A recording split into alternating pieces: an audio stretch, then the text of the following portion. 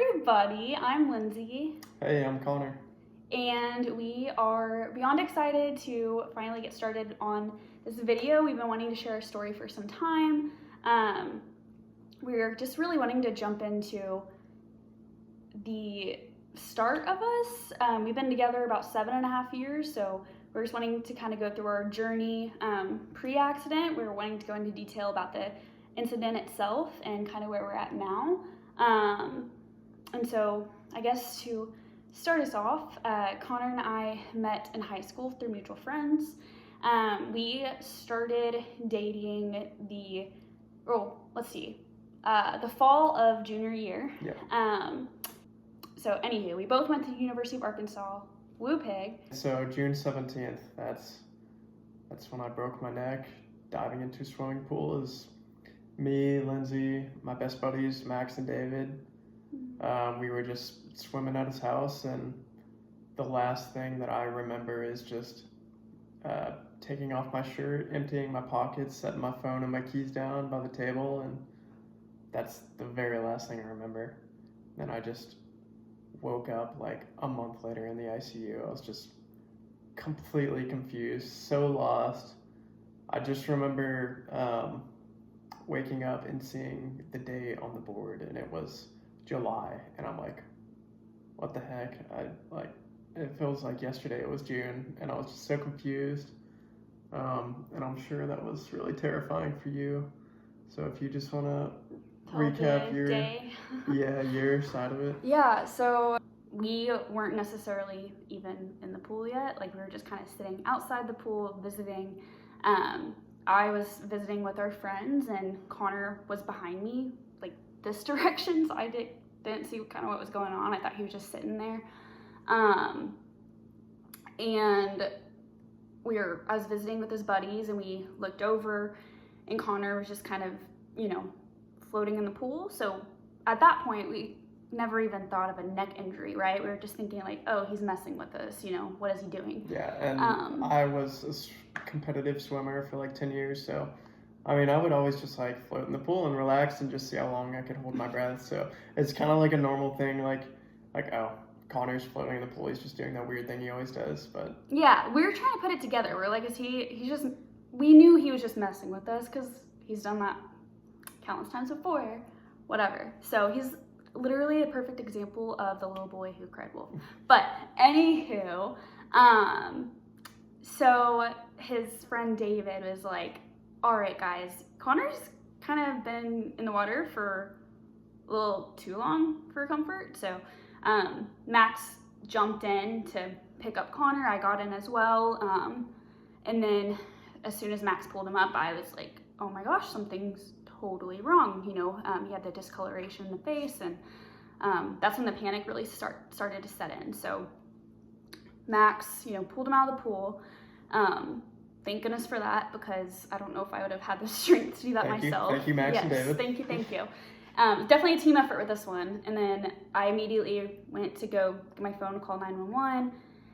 The Connor's guardian angel, I will forever be convinced her name's Sue. So she was at the house as well.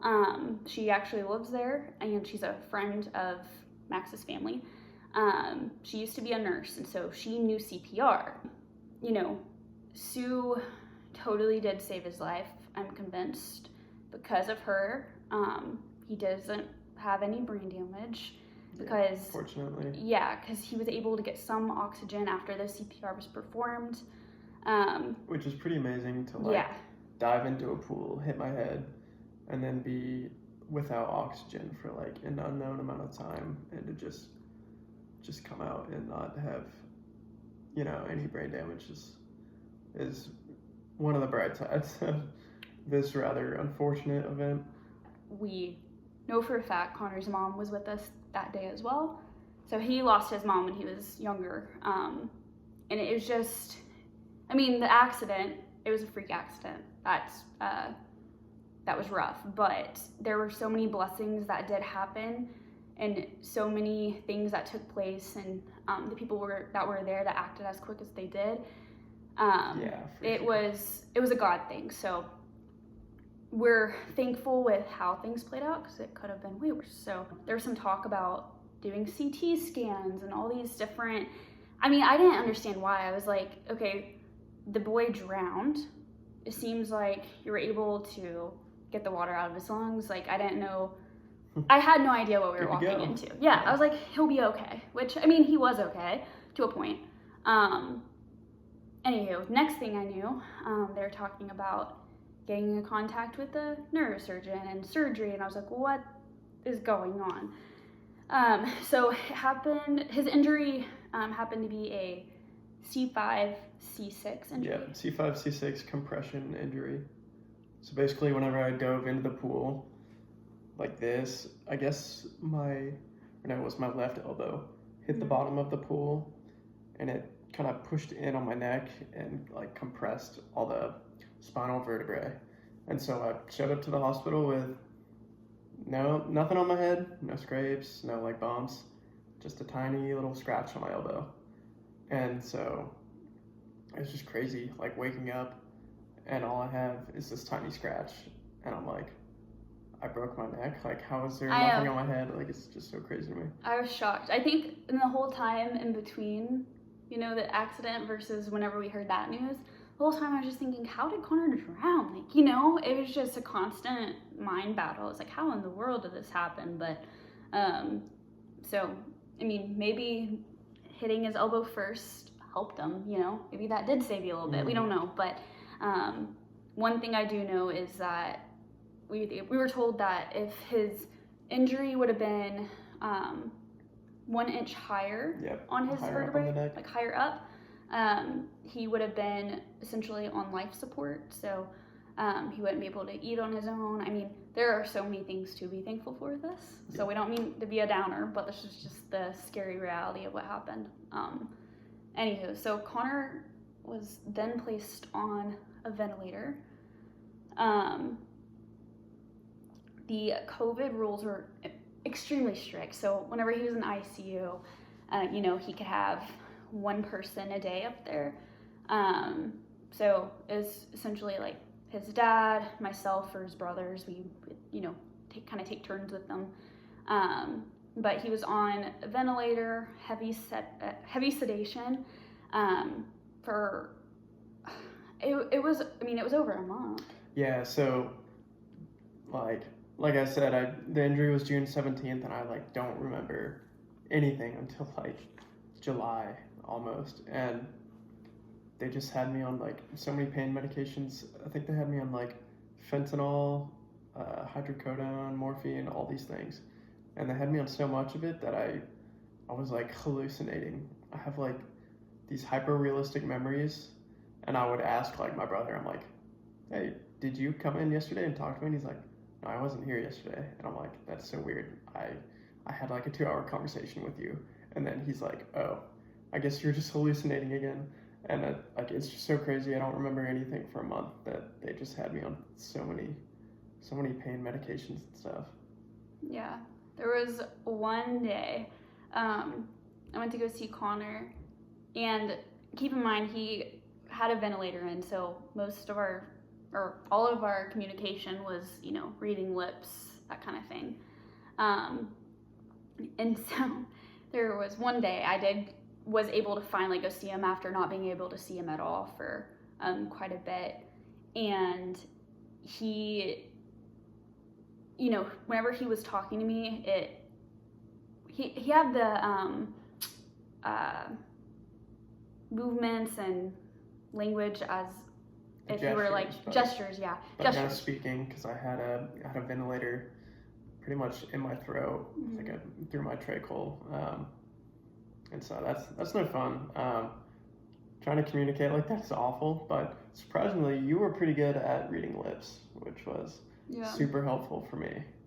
My dad was not. So anytime I tried to talk to my dad, he's like, "What do you want?" Like, sorry, Dad. Like, no, not that.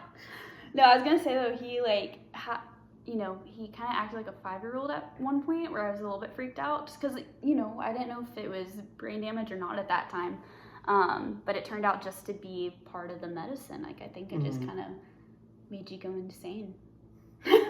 Yeah, absolutely. Oh my goodness. I saw him punch a nurse. So. Don't remember that. Yeah, I know. He is like a totally different person. I went in one day and he looked at me. He's like, run. Like, you know, they had to strap his arms down, just restrain another day of him. hallucinations. I don't know what was going on that day. I guess in my mind the nurses were evil that day. Yeah, something. Trying to take over the hospital. I think he was trying to pull out his tubes is what was going on. Yeah. And so they strapped his arms down. So I showed up, and I guess in his mind he was just trapped by these people. He's like, run, get out of here, like freaking out. So yeah, no, that was definitely a journey for sure. And then one day, they took him off of his sedation. So I was able to go see him at that point. Walked in the room, and then Connor just started crying at that point. I started crying. It was a very emotional thing, just because I know that, you know, it was still my Connor. Like, there wasn't brain damage. Like, I knew, you know, he's there. He was able to understand kind of what was going on. The next day, my brother came in, and I bawled my eyes out too. And he's like, Cody, he's so nice. He's like, oh no, I'm sorry. I'm like, no, Cody, I'm so happy to see you. Like, it was a happy cry. Mm-hmm. Yeah. Well, that has to be so scary to wake up and be like, where am I? So. Yeah. And then I have this funny picture on my phone. Well, flashing on screen now. It's whenever they had me do all these like breathing therapies, and they would use these like therapeutic guns and medicines, just to like inject medicine into my lungs, and I thought it made me look like Bane from Batman, so I took a Snapchat for my friends and sent it out. And I'm sure, like, they're like, Snapchat from Connor? Like, isn't he in the hospital? And I'm sure it just, like, that blew was their an exciting minds. day for them. Yeah, and it's weird because it was only, like, 2 weeks after my injury. And I remember taking the Snapchat. I remember, like, writing out the caption, just typing as best I could, which is, like, it took me like 20 minutes to type out this one line on Snapchat. And I was so proud of it when I sent it, but it was so weird to me because like, it was only a week or two after the injury and the surgery, and I barely remember anything around that, so. Yeah. Well, shoot, I forgot to tell him about your initial surgery. So whenever he had his initial surgery, literally the day after the accident, it was 2 surgeries on his neck. They went in the front, and then I don't want to get it wrong, but I think that was like roughly 6-7 hours. Yeah, anterior and then posterior. And then they did another surgery in the back. So I mean, he went through a lot. Anywho, but so by the time they took him off sedation, he was still on the ventilator. We were playing read Connor's mouth with everything he wanted. There was a lot of guessing, trying to figure out, you know, how to help him out. Also, keep in mind, he didn't have a sip of water this whole time. Yeah, no water, no food. I can't imagine that. The amount of Gatorade commercials that came on the TV, I cannot explain. Just absolutely drove me crazy. I still remember vividly just J.J. Watt slamming a blue Gatorade, my favorite flavor. Oh, it was torture. Torture. I know. That, yeah. Just knowing that he couldn't drink water for that amount of time, I was like, that has got to be painful itself. So, I'm not gonna rat the nurse out, but I had one super sweet nurse that would sneak me some ice chips at night. Ooh. Definitely not what you're supposed to do, but forever my favorite nurse. Okay, so my favorite nurse, her name's Tori. So if you're watching this, Tori, thank you.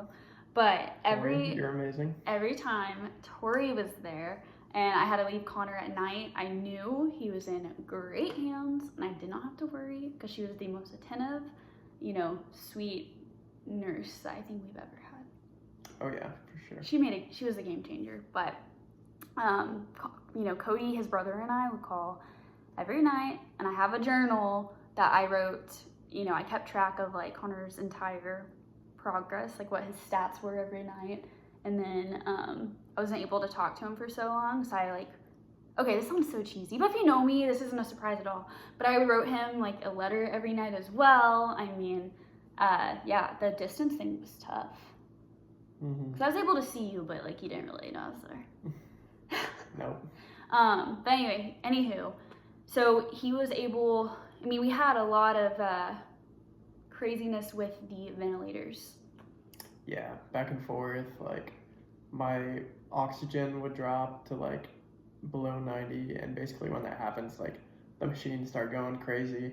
And it got to the point where I was just, like, numb to it. So, like, they'd start beeping, and I'd just be like, there'd be, like, people rushing around me, and I'd just be watching TV, and I'm like, I feel fine. But they're like, his numbers are dropping. It was terrifying. Especially whenever I was there, my Apple Watch started freaking out because my heart rate got high because I was watching him and I was just like panicked. But his heart rate would literally plummet, like just drop. So this was earlier quick. on. This was when I was still in sedation. That there were a few times that it got pretty scary. You told me. Yeah, his heart rate would just drop and then his oxygen would start dropping. Where they called a code blue, which in the hospital usually that means that they call that when someone is like right about to pass, or like they need immediate assistance because they're fearful of that happening. So I think that happened once or twice for me. I don't remember when that part, like the code blue exactly, but I think Cody told me it happened once or twice. Yeah, I mean they had to give him like shots to literally get his heart rate back up. Like there were so many there were so many days where I literally was like, I don't know how he's gonna get through this because we could hardly keep his heart rate and his oxygen up. Yeah, very close calls. There were like the one time that Cody was there that I had a code blue, I think my heart rate was like in the teens. That happened with me too. Okay, before. yeah. And then tell him about whenever Scott had to help you out with your ventilator stuff. That was another scary one. This was like the craziest day of all of it. So basically, after spinal cord injury, obviously you can't move what's below the line of injury. So I'm paralyzed from pretty much like the chest down. And so the neurosurgeon came in and explained to me like, so your legs are still gonna move, but they're just spasms. Like you don't really control them. So that's probably gonna happen as your brain kind of figures out like these next few days, like what it can still move. You're gonna have some spasms in some muscles. And so I'm like, okay, that's kind of weird. But one day I was just in bed watching TV as usual, and my left arm would lift up. I'm like, okay, this is kind of annoying. So I'd take my right arm, put it down, keep watching TV, and I'd just keep doing it. And then eventually it got to the point where I'd push this arm down, and then I couldn't put my right arm down. And I'm like, oh no, this is so weird. And then my left arm would float up again, and then they would cross. And I have all these tubes running out of my neck that were helping me breathe on the ventilator. And so eventually my arms would go like this. And slowly, and my brother Scott was like, are you good? Like, what are you doing? And I couldn't talk, so I'm like nodding to him. I'd be like, help.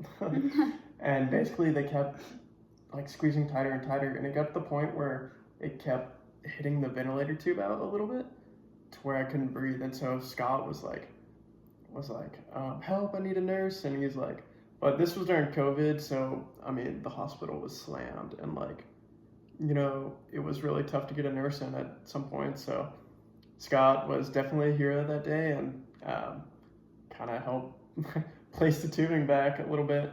But basically, eventually, it got to the point where like I was like choking myself and I couldn't breathe, and so we had to like restrain my arms and tie me to the bed just so I could breathe, and I wouldn't choke myself, which was pretty crazy.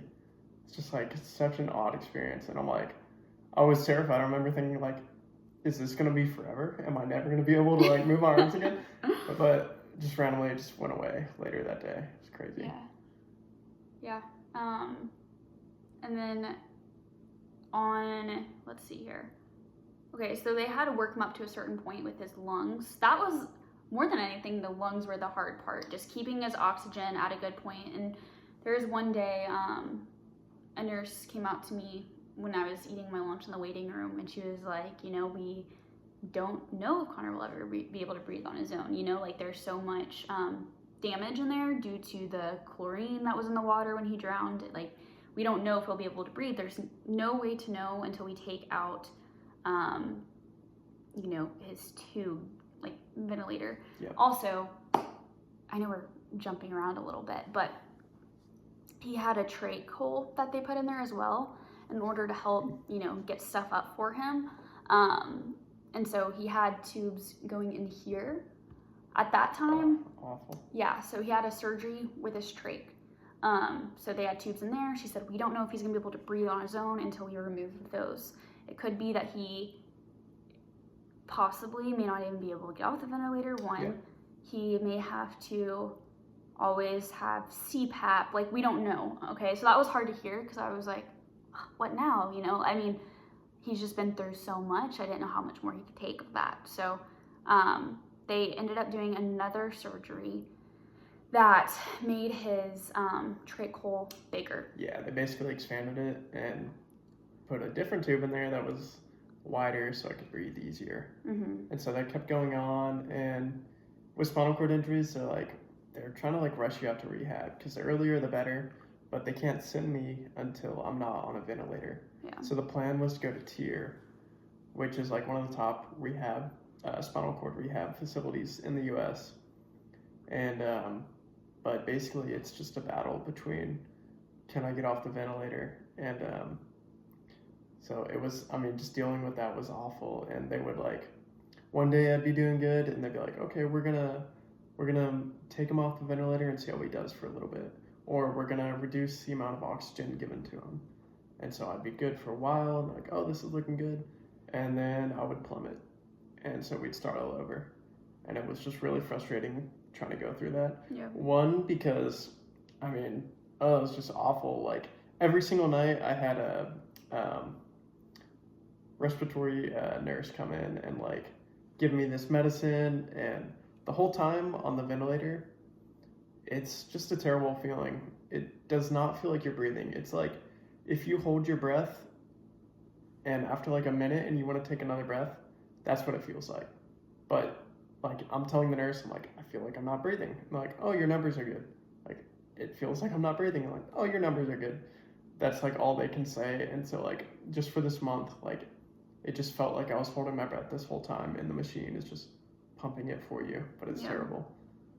Well, the longer he's on the ventilator, the less the more lazy your lungs get. Yeah, so, the weaker they get. That was just it was a journey to just get him off the ventilator. So we were eventually able to do that, and he went into TIRR Rehab. He was transported there. You said July 28th, 2020? Yep, 3 days before my birthday. So, yeah. So what they did was they took me off the ventilator and they put a trach in. And so basically this is so I still technically had a tube in my neck, but now it's not attached to anything, but you breathe out of it. And the only reason they do that is to it just bypasses the throat, and it just makes it easier to breathe when your lungs are so weak. But I at this point I was so weak I could barely sit up at the edge of my bed for more than 10 minutes at a time, and I would be wheezing out of breath. My arms were so shaky, and so basically I started rehab. I dove right into it, and I still remember the first video I have on my phone from rehab is just me picking up one single Dorito with my hands. This video is 2 minutes long. It is the most embarrassing video of my life. It's me sitting there shaking, trying to pick up one Dorito, and my rehab therapist is you can do it, yeah! I'm oh my gosh, it's so embarrassing. But that's where I started, and 3 days later, I spent my birthday in rehab. It was actually my first full day of therapy. So I woke up at 8 a.m., ate breakfast, got out of bed, and did hours and hours of physical therapy. So understandably, I was exhausted.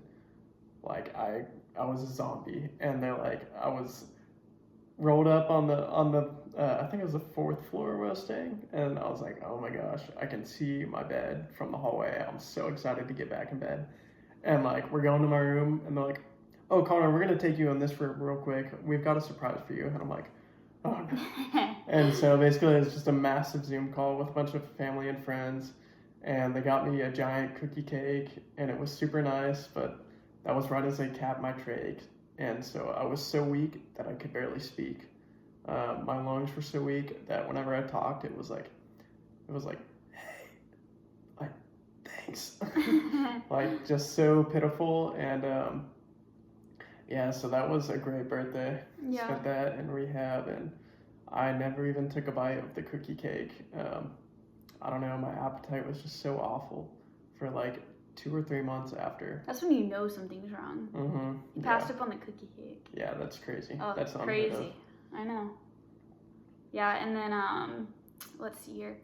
And then you went home about a month later. Yeah. So that whole time at TIRR, no visitors, nothing. And you know, when you're at a place like that, it's like round the clock care. You know, you can push a button and a nurse will be there, and you know, you're still learning all these things. And you know, at the time, my belief was like, I was like, oh, yeah. I mean, they're gonna fix me up. I'm gonna walk again. It's gonna be great. It like everything's solved. Like, here's a bunch of other people who did it. And that's what TIRR is. They're gonna fix me. Mm-hmm. And then little by little, I was like, maybe this is like more long term. And you kind of notice like the terminology that the rehab therapists use. They're like, oh, let's get your permanent wheelchair, or let's work on transfers so that down the road, long term, you can do this. And I'm just kind of like, whoa, there is no long term. Like, let's not say that. But I went home August 26th, I think that was the day I was discharged. And at this point, so this whole time I was wearing like it's called a Philly collar. It's just a neck brace. And I looked like an absolute caveman. We probably... His beard had grown out so much. Yeah, we'll find a picture. It was gross. There's one picture, actually, we'll put it on the screen now. I've never shared it on any social media, but it's a picture of me getting my first haircut after getting out of TIRR. And like, you can just see, like, I just look so pitiful. My skin was so pale. I think I'd been outside once since June, just once, and like seen the sun once, other than just doing rehab. But yeah, my beard was like, I looked like an absolute caveman. It was pretty gross. But I got that haircut, felt way better. Yeah, I was definitely ready to see him when he got home, that's for sure. So, and you just went through so much in that amount of time. Yeah, that was crazy. Yeah, definitely a warrior, that's for sure. And then after, you know, we kind of we felt like when he got home, we made it, like, he's good now, like, it's just only up from here. No, not at all. We still had health struggles at that point, so I don't know if you want to go into that a little bit. Yeah, I mean, so like I said at TIRR, there's like round the clock care, and going home was like, that was super terrifying for me. It was like definitely a huge source of anxiety, because I'm like, oh my gosh, my dad's gonna have to do all this for me, and like, what's it gonna look like? Like, do we have a bed? Like, is this gonna work with our house? Like, all these things you've never thought about. And basically, so now I've got the spinal cord injury, and whenever that happens, you know, you don't really go to the bathroom as a normal person anymore. So now I've got a permanent catheter in, a suprapubic catheter in. Basically, with these, you're a lot more susceptible to UTIs, which was just awful. Like, for me, I don't know why, I think I had it pretty bad compared to most people. I know a lot of people with spinal cord injuries definitely struggle with them for the first year, but for me, it was like, if I was not on an antibiotic, I had another UTI in 2 to 3 weeks. And we were doing everything that we could. We saw multiple doctors. We're like, what are we doing wrong? What can we change? And they're like, oh, just drink a lot of water. I'm like, oh my gosh, I'm drinking so much water. I am Water's sick not of water. the answer. Yeah. I mean, nothing worked, and I started burning through my resistances with antibiotics, and it's to the point where it's like, okay, there are no longer any oral antibiotics that you can take to treat this bacteria because it's grown resistant. So now every time you get a UTI, you're going to go to the hospital and you're going to get a PICC line, which is basically like It's like a tube that they place in a vein that runs from here all the way down right above my heart. And so with that, there's if that gets infected, you go septic, and it's right in your heart, and that's the number one cause of death in pretty much every hospital in the US. So that's terrifying, as well as just having a tube running through my body. And you went septic. Yeah, so I went septic multiple times with UTIs. 103-degree fevers, shaking, hallucinating, puking. This happened multiple times. And so I'm like, I already have this injury. Why am I having to deal with this craziness? Like, is this ever going to end? And it just kept happening and happening. I'm like, how am I going to live life if I have to be in the hospital every single, like pretty much once a month?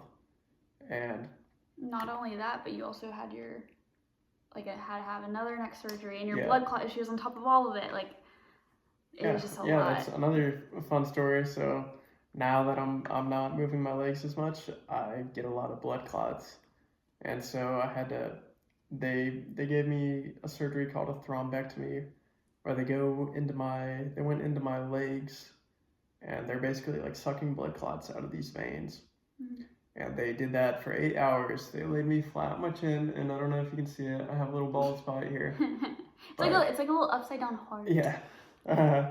They laid me flat on my chin for 8 hours during surgery, and they did the surgery, and then they're like, yeah, bad news, Connor.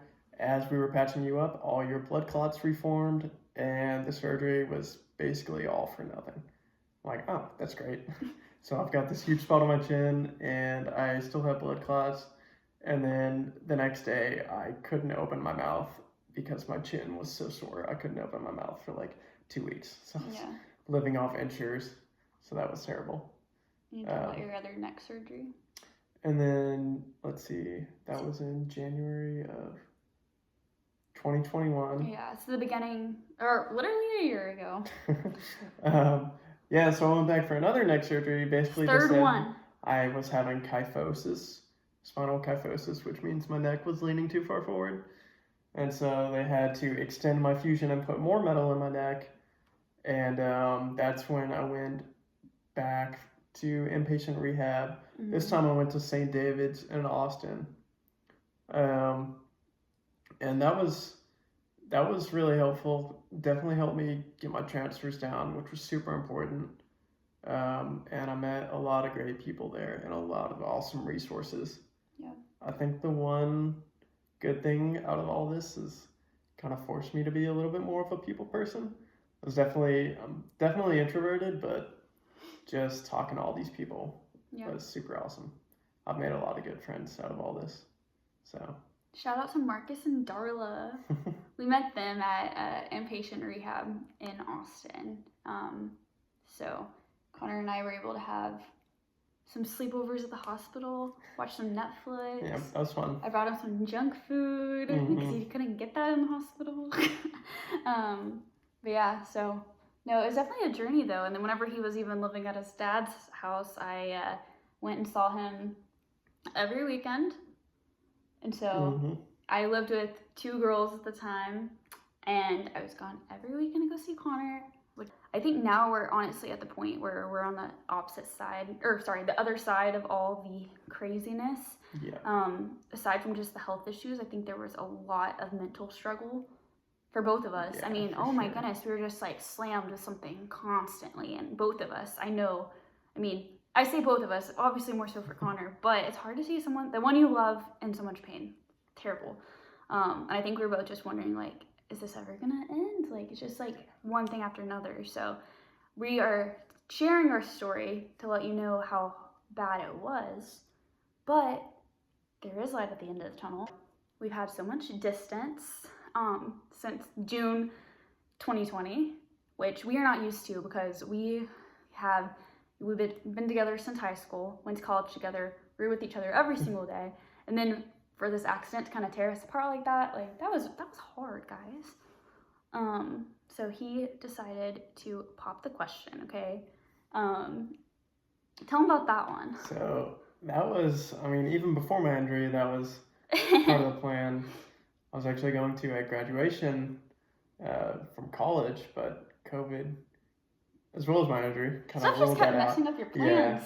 But you know, that was like weighing on my mind hugely, and I'm like, oh my gosh, like there's so much I want to do, but I'm dealing with these health struggles. But I knew that proposing was like definitely the most important thing on my mind, so I just worked through those health struggles, and I'm like, you know what, I'm just gonna make a plan and go for it. And so in June of 2021, let's see. So the plan was to go to this beautiful winery right by my house called El Gaucho. It's in Spicewood, Texas, in the Hill Country. It's really pretty. It's on top of a hill and it overlooks for miles. But as we were getting ready that day, it started thundering and storming, and I'm like, oh my gosh, I'm so stressed out. I just want to get rid of this rain. I just want to pop Get the rid question. of the ring. Yeah, I just want to be done. And so I'm like, nope, we're still going. We're just going to go to this place down the street that has covered seating. Another winery / brewery called Front Yard, also very pretty. I'd never been there before, so I got lucky that it also had an amazing view. And basically, we sat around for like 3 hours just hanging out. Me, Lindsay, my brother. It was a long time. Yeah, my brother Scott and his girlfriend Lindsay. And yeah, we sat around for like 3 hours waiting for the rain to clear, and finally it cleared. And we're like, oh, let's go take pictures. Let's go out to the view. And so as we lined up to take a picture with this beautiful view, that's when I turned to Lindsay and just went for it. You gonna tell them what you said? Your little spiel? No, okay. Absolutely Guys, not. he does so good. Look at that. Wow. Like sparkles. Yeah. So that was the easiest yes of my life. I've been wanting to marry Connor since high school. Yeah, can ask any of my family. They've heard it for a very long time. So it was a long time coming. And then we got married in November 2021. So yeah, so pretty quick. Very quick. 5 months. Yeah, we were ready because too, like we mentioned before, like we've been apart so much that we were ready to be together, and we wanted to, you know, get married before officially moving into our own place. So that was also part of the plan. And so yeah, we got married in November 2021. So we are currently newlyweds. Yeah, and so the intention of this page is just to be a resource and just to give guides and just show what it's like to just go through what this is. And another thing we want to reiterate is that we are very happy people that have a very full life. And I think, honestly, the biggest thing that has come out of this for us, I mean, on both of our sides, is that we've both grown closer to God. And I think that is a huge thing that has resulted from this. You don't know sometimes how much you need Him until your world is shaken a little bit. So, anywho, that is, you know, one blessing. We were able to, you know, we have so much support from friends and family. And, you know, we couldn't have done it without Connor's dad and, you know, all our family that we have behind us. So, absolutely. We have definitely learned to appreciate life a lot more. And we're definitely living life to the fullest for sure. I feel like our lives have finally settled down to where we can actually just have fun. Finally slowing down a little bit, so, which is great. I know. Yeah, so anywho, we just want to, you know, thank you all for following along, and we are so excited to, you know, see what the future holds. Yeah, thank you all very much. All right, bye.